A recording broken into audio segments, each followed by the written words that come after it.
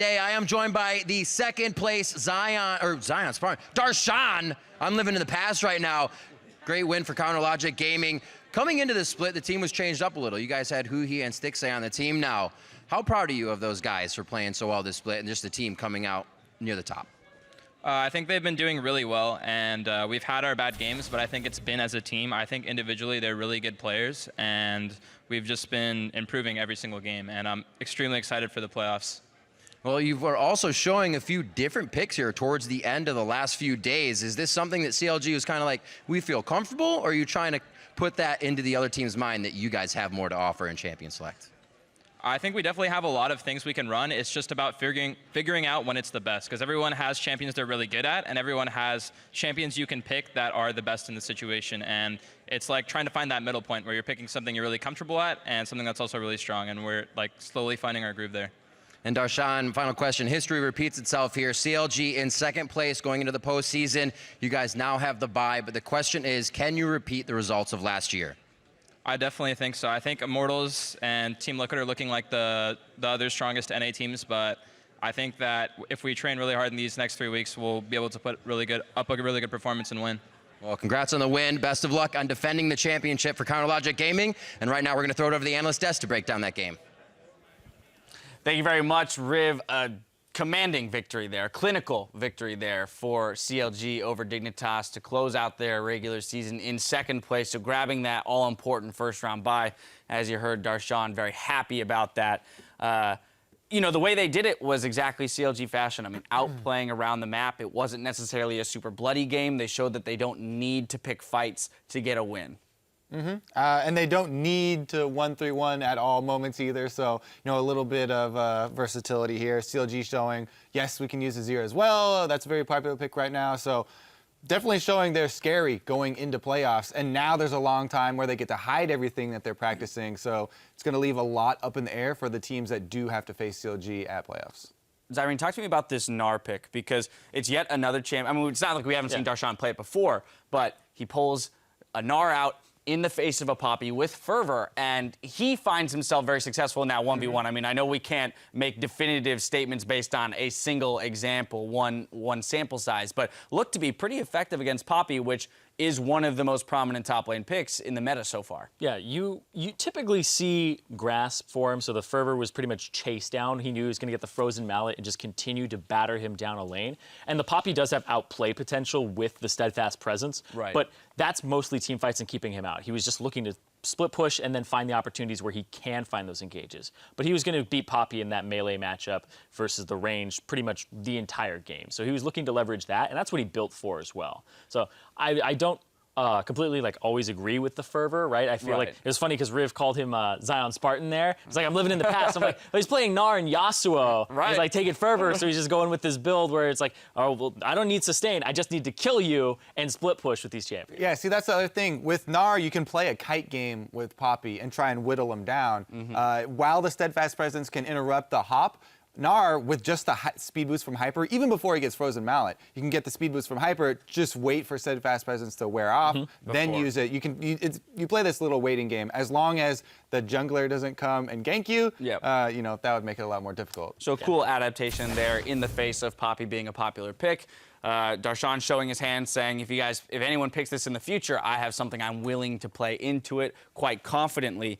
You know, on the flip side of things, Dignitas, just another struggle, and you know, we kind of saw it in the video with Shifter prior to the match that it has just been a season of struggles for them, and it seems to have concluded in one as well. So they're going to have to look to make as many improvements as they can before the promotion tournament to try and hold on to their spot in the NALCS. Yeah, second half of the split, they went 1-8. They only won a single game, and that was against TSM.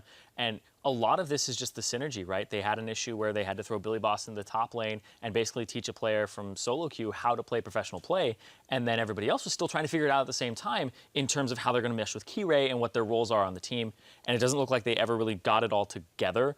So coming into promotion tournament as the 10th place seed, they have to play a best of 5 that if they lose it, they're out. So they're up against TDK, which, has Alex Each on it, and now it has Seraph on it as well. Sorry, not Seraph. It has they traded him for Flares. Right. So they have a roster that's coming together a little bit, but Dignitas, they can win that matchup, but also TDK in the current state of Dignitas does look like they could There's win it potential. as well. Regardless, they have to win 2 best-of-5s. I want to Yeah. push us ahead, though, now with the tiebreaker scenarios. Kobe, and I'm coming back to you since you were here at the beginning of the day for the discussion about tiebreaker All day scenarios. long. Let's end the discussion about tiebreaker scenarios with you. Yeah. Looking ahead, now with this, we have 2 scenarios left. With an energy win, then Yeah. we are going to have Neither of those one. scenarios are 10 games maximum, Yeah, so a little Kobe's bit happy. disappointed. All right, oh, you're disappointed.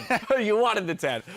With an energy win, they do already hold the tiebreaker over TSM, so they would get 5th place, which means that we only have then 1 game to play between Renegades and Team Impulse for that 8th place slot. Of course, if Team Solo Mid wins, then they're going to have to play for 4th place against Team Liquid. And that'll be a 4th place matchup as well as the Renegades tip matchup. So, you know, looking ahead, do you guys have any thoughts on whether or not we're going to have 1 or 2 matches left to play today?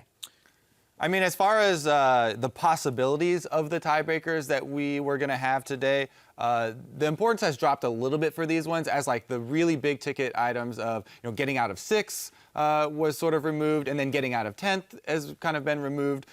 So these guys are going to be jockeying for positions, but it's a little bit smaller of the positions. Right. As far as the actual game, TSM versus Energy, that's coming up, I think that is going to be a very close game. You know, both of these teams have had their struggles as a team, you know, and coming together, and it has in large part been due to teamwork for both of them. I think there is still kind of a race for that 4-5-6. Sorry, it's if TSM ends up If TSM wins, they have wins to tie break with Liquid with for 4 Liquid. 5. If they lose, Energy And will 4-5 then play each for other six. anyway. Yeah, if they lose though, They get 6th. exactly. So yeah, they so end there's up actually a lot on the going- line for TSM in the fact that they could get 6th. But you are right in that we've already lost Yeah. our 2nd place matchup and we've lost our 10th place matchup, and those were 2 of the really big ones. Regardless, we've got at least one more very exciting game to play at the end of the day. Coming up, though, our regular season ends with TSM taking on Energy Esports. Don't touch that browser. We'll be right back.